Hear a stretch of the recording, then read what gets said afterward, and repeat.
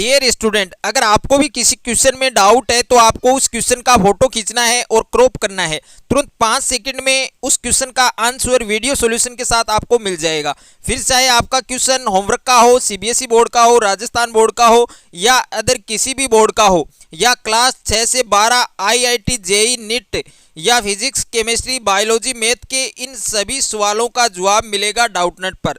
साथ ही डाउटनेट पर क्लास 9 से 12 के बच्चों के लिए लाइव क्लासेज हिंदी मीडियम और इंग्लिश मीडियम में चल रही है। 3 करोड़ से ज़्यादा बच्चे इस एप्लीकेशन पर पढ़ाई कर रहे हैं। डाउटनेट के इस एप्लीकेशन को अभी डाउनलोड कीजिए, लिंक मिलेगा डिस्क्रिप्शन में। नमस्कार प्यारे बच्चों, स्वागत है आप सभी का आपके अपने YouTube चैनल में। तो ये पेपर है आपके राजस्थान बोर्ड कक्षा 10 सामाजिक विज्ञान का, और इस पेपर में जितने भी आपके क्वेश्चन दिए गए हैं ऑल क्वेश्चन आपके वेरी इंपॉर्टेंट क्वेश्चन हैं। तो एग्जाम से पहले इन सभी क्वेश्चंस को आपको एक बार अच्छे से तैयार करना है।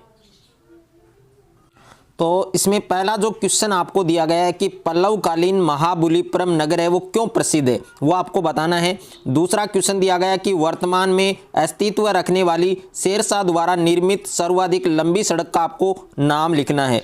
और तीसरा क्वेश्चन दिया गया है कि लोकतंत्र जनता का जनता के लिए जनता के द्वारा शासन है, और यह कथन किस विद्वान का है, यह आपको बताना है। क्वेश्चन नंबर 4 आपको दिया गया है कि राजस्थान के उत्पाद निर्यात हेतु आप किस निकटतम बंदरगाह का चयन करेंगे।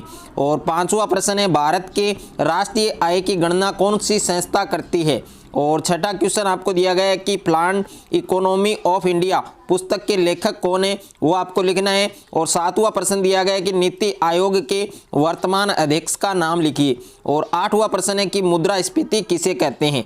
और क्वेश्चन नंबर 9 है आपके कि गरीबी के दुष्चक्र की परिकल्पना किसने प्रस्तुत की। और 10वां प्रश्न है छिपी हुई बेरोजगारी किसे कहते हैं। और 11वां प्रश्न है राज्य विधानसभा की 2 वित्तीय शक्तियों को समझाइए। 12वां प्रश्न है राजस्थान में जल संरक्षण की 4 विधियों के नाम लिखिए। और 13वां प्रश्न है भारतीय कृषि को ऋतुओं के आधार पर कितने भागों में बांटा गया है, उदाहरण सहित आपको नाम लिखने हैं। और 14 नंबर क्वेश्चन है कि ऊर्जा खनिज किसे कहते हैं।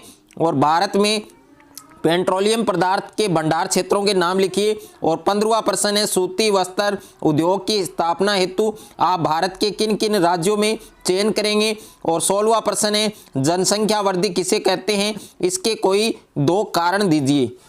क्वेश्चन नंबर 17 आपको दिया गया है कि जल परिवहन किसी भी देश को सबसे सस्ता यातायात प्रदान करता है, क्यों करता है।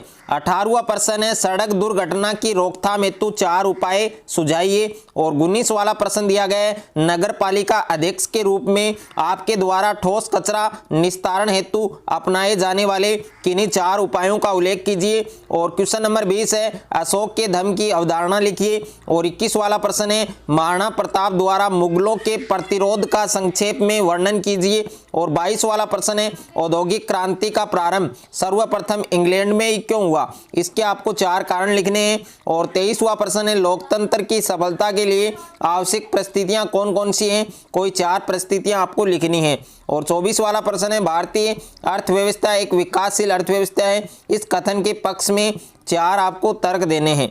और ये अथवा वाला क्वेश्चन भी आप कर सकते हैं। और 25वां है मुद्रा के किन्हीं 4 प्रमुख कार्यों का उल्लेख कीजिए। और 26वां क्वेश्चन है विधिक जागरूकता लाने हेतु 4 उपाय सुझाइए।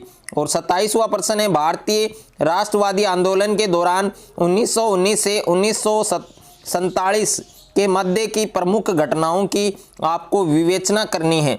और 28वां प्रश्न है संसद के सदन कौन कौन से हैं, संसद की जो शक्तियां हैं उनका वर्णन करना है।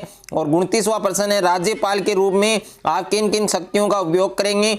और 30 वाला प्रश्न है ये जो भारत के रेखा मानचित्र हैं इसको निम्नलिखित में अंकित करना है, जिसमें कोलकाता है, बाड़मेर है, दिल्ली है, सेलम है और चंबल घाटी परियोजना है।